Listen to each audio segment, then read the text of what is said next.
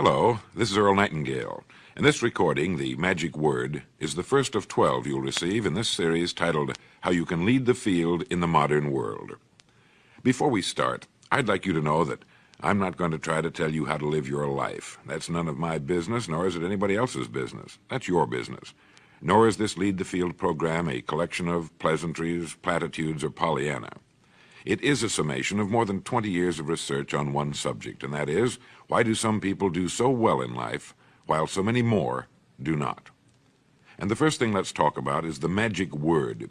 The experts call it the most important word as far as the results we get from life are concerned in this or any other language, and that word is attitude. It is our attitude toward life which will determine life's attitude toward us. Let's face the fact honestly that we shape our own lives, and the shapes of them will be determined by our attitudes. A person with a poor attitude toward learning, for example, isn't going to learn much until he changes his attitude. If we take the attitude that we cannot do something, we generally will not do it. An attitude of failure, and we're whipped before we start. So we know then that what we receive from life, what we accomplish or fail to accomplish, is due in large measure to our overall attitude. William James of Harvard University put it this way: "The greatest discovery of my generation is that human beings can alter their lives by altering their attitudes of mind." And isn't it wonderful that we have this measure of control? Before we start talking about our attitude toward the world, let's talk about our attitude toward ourselves, since it is the attitude we take toward ourselves which determines our attitude toward the world. Now, right here we come to a rather strange fact. We're so familiar with ourselves, we tend to take ourselves for granted. We tend to minimize the things we can accomplish, the goals we can reach, and for some equally strange reason, believe others can accomplish things in our field which we cannot. There are literally millions of human beings living narrow, darkened, frustrated lives, living defensively, simply because they take a defensive, doubtful attitude toward themselves, and as a result, toward life in general. Many people are suspicious of and oppose change, yet change is the one thing in life on which we can absolutely count. People who stay young all the years of their lives not only welcome change, but see it for what it really is: new opportunity, new chances for further fulfillment. Attitude is a reflection, a result of a person's will. It is incalculably powerful. It can bring about marvelous results for us, but we need to train it patiently, day by day.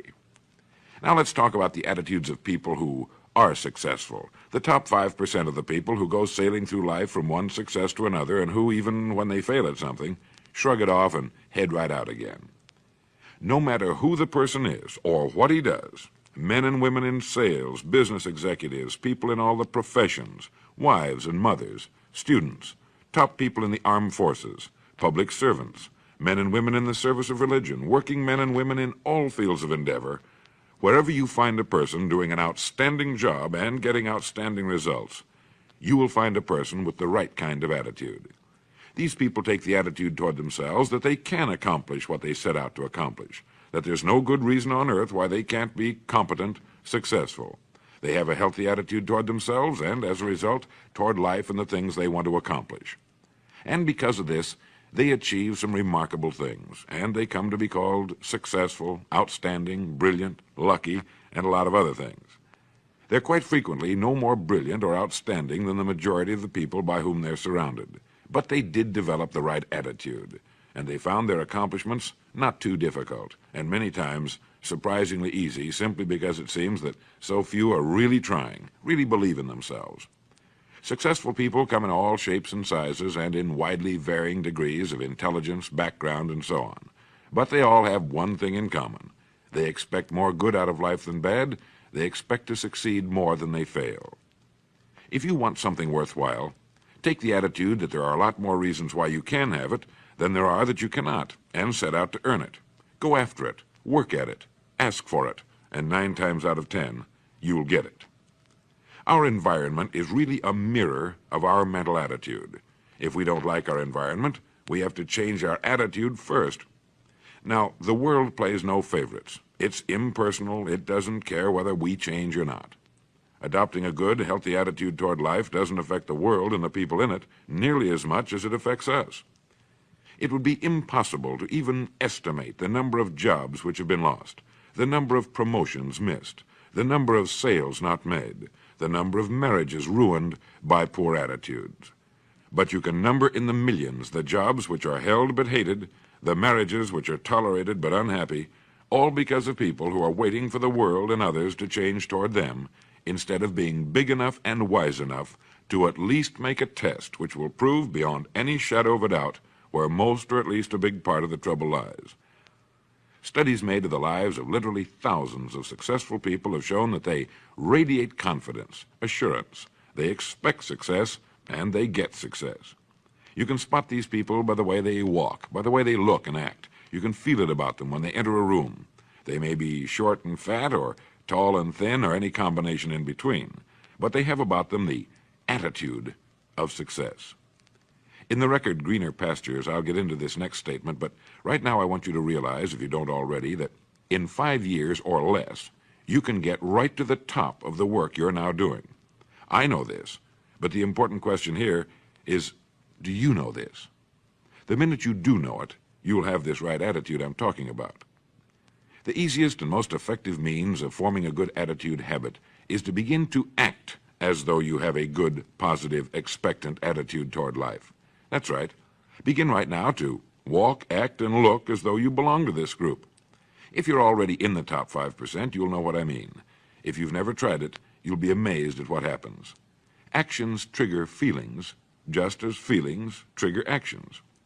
Now, let me tell you of a little test you can make which will prove beyond any shadow of a doubt that a good attitude can change a person's life as dramatically as walking from a darkened room into the bright, clear light of day.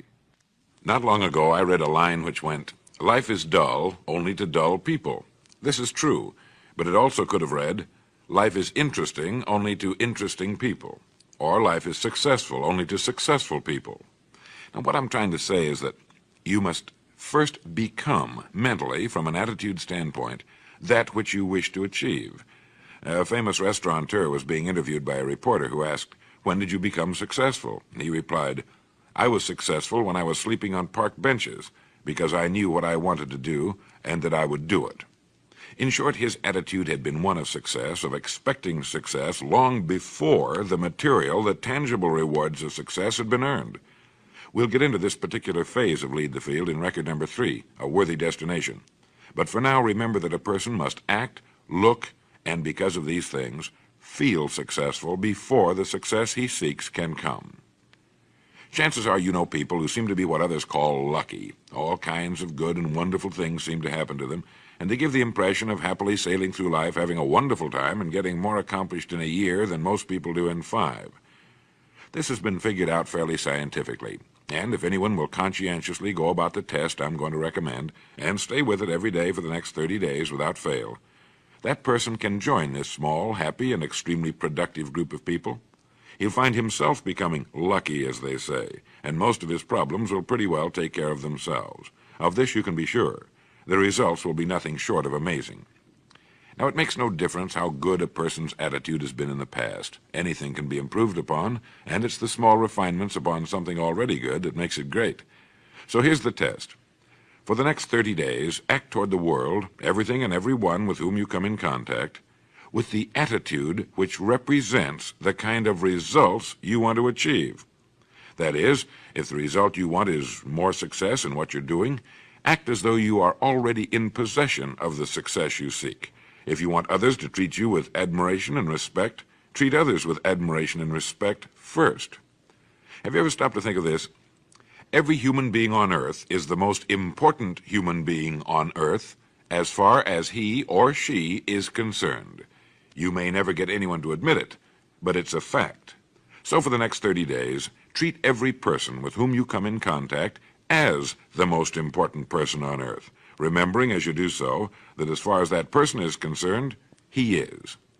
Now, the reason I say treat everyone in this fashion is mainly because this is the way human beings ought to treat each other, and because it will help you form a habit that will bring you amazing and delightful results for the rest of your life. Have you ever noticed that the higher you go in any organization of value, the nicer the people seem to become? You see, the bigger the person, the easier it is to talk to him, to get along with him, to do business with him. Do you know why? It's because he's got a good attitude, and people with the best attitudes just naturally gravitate toward the top. So for 30 days, act toward others and the world at large in exactly the same manner you want the world and others to act toward you. Treat your wife or husband as the person he or she really is, the most important person in your life, and the same with the children. Carry out into the world each morning for 30 days the kind of attitude you would have if you were the most successful human being on earth. And notice how it quickly develops into an habitual attitude. When a person does this, he should realize he has already placed himself on the road to what he seeks. He is right now in the top 5% of the people in this or any other country. He has prepared the ground and planted the seed. He has made of himself a magnet, an embodiment of that which he seeks. Before metal can be cast into a desired shape, the mold, the expectant receptacle, must first be fashioned. Before a building can be erected, the excavation must be made and the foundation laid. And before a person can achieve the kind of life he wants, he must become that kind of individual. He must think, act, talk, walk, and conduct himself in all of his affairs as would the person he wishes to become. He is then actually that person, and the things that person would have and do will naturally come to him. Almost immediately, a change will be noticed. Irritations that used to frustrate and annoy disappear.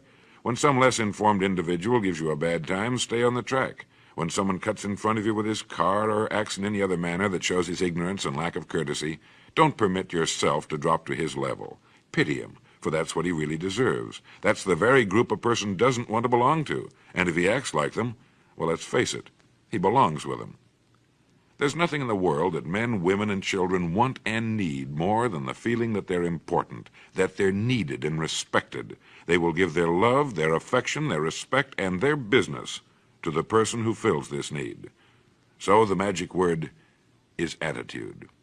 And in summing up, a few points to keep in mind. 1, it is our attitude at the beginning of a task which, more than anything else, will affect its successful outcome. 2, it is our attitude toward life which determines life's attitude toward us. 3, we are interdependent. It is impossible to succeed without others, and it is our attitude toward others which will determine their attitude toward us.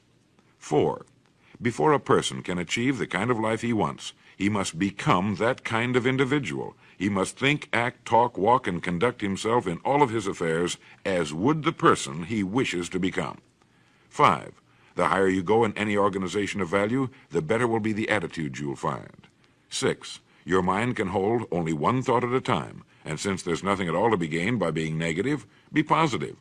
7, the deepest craving of human beings is to be needed, to feel important, to be appreciated. Give it to them, and they'll return it to you. 8, look for the best in new ideas. As someone said, I've never met a person I couldn't learn something from. 9, don't waste valuable time broadcasting personal problems. It probably won't help you. It cannot help others. 10, don't talk about your health unless it's good. 11, radiate the attitude of well-being, of confidence, of a person who knows where he's going. This will inspire those around you, and you'll find good things will begin happening to you. And 12, lastly, for the next 30 days, treat everyone with whom you come in contact as the most important person on earth. If you'll do this for 30 days, you'll do it for the rest of your life. In the next recording, I'll talk to you about greener pastures. But now in closing, remember the words of Walter Dill Scott of Northwestern University. Success or failure in any undertaking is caused more by the mental attitude even than by mental capacities. Thank you.